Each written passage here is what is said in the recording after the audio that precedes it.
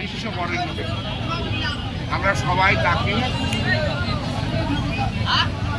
ছাত্র বৈষম্য ছাত্র আন্দোলন তার নাম প্রস্তাব করেছিল। দলমত ধর্মবর্ণ নির্বিশেষে সবাই আমরা ডক্টর মোহাম্মদ ইউনূসের নামকে তখন সমর্থন করি। সেই সমর্থন এখনও অব্যাহত আছে, কিন্তু নানা টানপোড়েনের কারণে বড় বড় রাজনৈতিক দল, যারা দেশের বৃহত্তম রাজনৈতিক দল, গত 17 বছর ধরে নির্বাচনের দাবিতে একটা অবাধ সুষ্ঠু নিরপেক্ষ নির্বাচনের দাবিতে আন্দোলন করে আসছে। তারা এখনো একটা অবাধ সুষ্ঠু নির্বাচনের দাবি জানিয়ে আসছে। দেখা যাচ্ছে যে অন্তর্বর্তীকালীন সরকারের কোনো উপদেষ্টা এই নির্বাচনের দাবিকে কটাক্ষ করছে এবং উপহাস করছে, যার ফলে রাজনৈতিক দলগুলোর মধ্যে একটা উত্তেজনার কথা। রাজনৈতিক দলগুলো একটা অবাধ সুষ্ঠু নির্বাচনে অংশগ্রহণ করবে, জনগণ যাকে নির্বাচিত করবে যে দল, সেই দল দেশ পরিচালনা করবে, এটাই হলো স্বাভাবিক। কিন্তু এই স্বাভাবিক বিষয়টাকে এই অন্তর্বর্তীকালীন সরকারের কোনো উপদেষ্টা এমনভাবে কটাক্ষ করছে এবং বিশেষ করে নতুন একটি রাজনৈতিক দল এনসিপি, তারা এইটাকে নিয়ে নানা রকমের প্রতিবন্ধকতা সৃষ্টি করার পায়তারা করছে। ঘটনাটা হলো, নির্বাচন হবে সারা বিশ্বব্যাপী 5 বছর অন্তর অন্তর নির্বাচন হয়, জনগণ নির্বাচনে অংশগ্রহণ করে। যারা যে দলকে জনগণ ভালো মনে করে তাদের নির্বাচিত করে, তারা ক্ষমতায় আসে। একটা অন্তর্বর্তীকালীন সরকার মানে হচ্ছে একটা অনির্বাচিত সরকার। সেই অনির্বাচিত সরকার দীর্ঘ সময় ক্ষমতায় থাকতে পারে না। আমরা আহসান হাবীব লিঙ্কন জাতীয় পার্টি খালিদ জাফরের মহাসচিব, আমরা 12 দলীয় জোটে আছি। 12 দলীয় জোট বিগত দিনে গত 16 বছর আওয়ামী লীগ বিরোধী আন্দোলনের অংশ হিসেবে আমরা কখনো জোটবদ্ধভাবে কখনো যুগপথভাবে বিএনপির নেতৃত্বে আমরা আন্দোলন করেছি। বিএনপি এই দেশে সর্ববৃহৎ রাজনৈতিক দল। তারা বেশ 3-4বার তারা এই দেশ পরিচালনা করেছে, আবার 3-4বার তারা বিরোধী দলের আসনে বসেছে। সেরকম একটা রাজনৈতিক দল বারবার একটা অন্তর্বর্তীকালীন সরকারের কাছে ডিসেম্বরের মধ্যে নির্বাচনের দাবি জানিয়ে আসছে এবং আমরা 12 দলীয় জোট নিঃস্বার্থভাবে বিএনপির এই দাবির প্রতি আমরা সমর্থন জানিয়েছি যে ডিসেম্বরের মধ্যে একটা নির্বাচন অনুষ্ঠান হতে হবে। অন্তর্বর্তীকালীন সরকার বলছে, গতকালকে পরিবেশ উপদেষ্টা রিজওয়ানা হাসান বলেছেন আমরা 3টা কাজের জন্য এসেছি। উনি বলেছেন বিচার করার জন্যে জাতিসংঘের রিপোর্টে বলছে 1400 হত্যা করেছে। ফ্যাসিস্ট সরকার 1400 মানুষকে হত্যা করেছে। তাহলে এই মাত্র 1400 হত্যার বিচার করতে আপনারাই বিবেচনা করবেন, এই 9 মাসে তারা 2টা ট্রাইব্যুনাল তৈরি করতে পেরেছে। 1400 লোকের বিচার করতে এই ডিসেম্বরের মধ্যে, বা ডক্টর মোহাম্মদ ইউনূস বলছেন যে জুনের মধ্যে এই 1400 হত্যার বিচার করা কি আদৌ সম্ভব?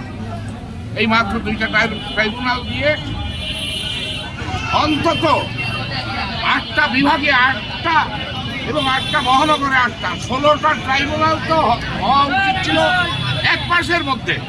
আজকে 9 মাসে তারা 2টা মাত্র ট্রাইব্যুনাল করেছে। এবং অত্যন্ত পরিতাপের বিষয়, সরকার আজ পর্যন্ত ফ্যাসিস্ট সরকারের কারোর বিরুদ্ধে কোনো মামলা করেনি। আমি রেফারেন্স দিয়ে বলতে পারি, 1990 সালে এরশাদ সাহেবের পতনের পর তৎকালীন সরকার প্রধান বিচারপতি শাহাবুদ্দিন তত্ত্বাবধায়ক সরকারের তিনি প্রধান ছিলেন, অস্থায়ী রাষ্ট্রপতি ছিলেন। তিনি একটা কমিশন করেছিলেন। কি কমিশন? তদন্ত কমিশন, যে এরশাদের 9 বছরে কি দুর্নীতি হয়েছে, কি অনাচার হয়েছে, কি অন্যায় হয়েছে, সেইটা তদন্ত করার জন্য একটা তদন্ত কমিশন হয়েছিল। সেই তদন্ত কমিশনের প্রধান ছিলেন বিচারপতি DM আনসারউদ্দিন সাহেব, অত্যন্ত নাম করা বিচারপতি, সততা নিষ্ঠায় সেই বিচারপতির নেতৃত্বে। এবং তারা মাত্র 40 দিনের মধ্যে এরশাদের বিরুদ্ধে 42টি অভিযোগ দিয়েছে। এটার নাম হচ্ছে একটা সিস্টেম। এই সরকার 9 মাসে শেখ হাসিনার সরকারের বিরুদ্ধে আজ পর্যন্ত কোনো তদন্ত কমিশন হয় নাই। কত টাকা পাচার হয়েছে, কতজন খুন একটা ট্রাইব্যুনাল পর্যন্ত করতে পারবে। আমার দেখা এই 40-50 বছরের রাজনৈতিক জীবনে এইরকম ব্যর্থ সরকার আমি আর দেখি। প্রতিটা পথে পথে তারা ব্যর্থ। তারপরেও সরকার ব্যর্থ হলেও ডক্টর মোহাম্মদ ইউনূসের প্রতি আমাদের অত্যন্ত শ্রদ্ধা আছে এবং অত্যন্ত আমরা সম্মান করি। আমরা তার নেতৃত্বে, তার সাথে কিছু কাউ বাটপার জুটেছে এবং ফ্যাসিস্ট সরকারের মানে যারা কোলবালিশ তারাও এই সরকারের মধ্যে আছে। 111-এর যে সমস্ত ষড়যন্ত্রকারী তারাও এই সরকারের মধ্যে ঢুকে নানা রকমের ষড়যন্ত্র করছে। ডক্টর মোহাম্মদ ইউনূস যেমন জ্ঞানী, আমার একটা সেন্টেন্স তিনি সরল সোজা মানুষ। আমাদের বিশ্বাস আছে বাংলাদেশের বর্তমানে যিনি সেনা প্রধান তিনি একজন সৎ, পরহেজগার, ধার্মিক এবং যোগ্য সেনাপ্রধান। তার তৎপরতায় আমরা 5ই আগস্টে একটা ভয়াবহ গৃহযুদ্ধের হাত থেকে তিনি আমাদেরকে রক্ষা করেছেন। তিনি সম্প্রতি 3 বাহিনীর প্রধানকে নিয়ে প্রধান উপদেষ্টার সাথে সাক্ষাৎ করেছেন।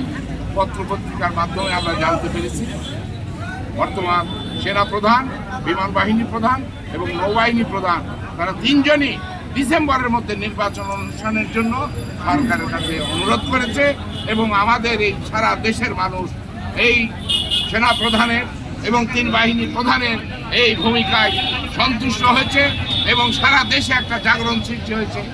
ডক্টর ওয়াকার, সেনাপ্রধান ওয়াকারুজ্জামান বাংলাদেশের একটা শ্রেষ্ঠ সন্তান হিসেবে, একজন দেশপ্রেমিক হিসেবে, গণতন্ত্রের প্রতি তার অপ্রতিম শ্রদ্ধার কারণে আজকে তিনি যে সম্মান এবং মর্যাদা অর্জন করেছেন সেইটার প্রতি শ্রদ্ধা জানিয়ে বর্তমান ডক্টর ইউনূসের উপদেষ্টা পরিষদ নিশ্চয়ই একটা সঠিক সিদ্ধান্ত যাবে এবং আজকে বিএনপি এবং জামাতের সাথে যে বৈঠক আছে আমি ডক্টর মোহাম্মদ ইউনূসকে অনুরোধ করব, আমি ব্যক্তিগতভাবে আছে আর আপনাকে আমি অনেক শ্রদ্ধা করি, আপনার কাছে পায়ে ধরে বিনতি করে বলছি আজকেই আপনি কবে নির্বাচন অনুষ্ঠান হবে?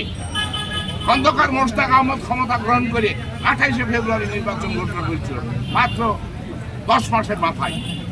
আপনি এরকম একটা সুনির্দিষ্ট ডেট বলবেন যে অমুক তারিখে সংক্রান্ত, আপনি ভেদ কথা বলছেন। আপনি বলছেন ডিসেম্বরের মধ্যে, জুনের মধ্যে নির্বাচন হবে, কিন্তু আপনার ওই যে লেফটেন্যান্ট ডক্টর আলী রিয়াজ তারা একটা গণভোট করার চেষ্টা করছে, তারা একটা কনস্টিটিউশনাল একটা অ্যাসেম্বলি করার চেষ্টা করছে। এই সমস্ত চুদুরবুদুর করে কোনো লাভ হবে না। অবিলম্বে জাতীয় সংসদ নির্বাচনের তারিখ এবং কবে করবেন এই তারিখ ঘোষণা করে আপনি নির্বাচিত সরকারের হাতে ক্ষমতা হস্তান্তর করে আপনি বিদায় নেন। আসসালামু আলাইকুম। থ্যাংক ইউ ভালো।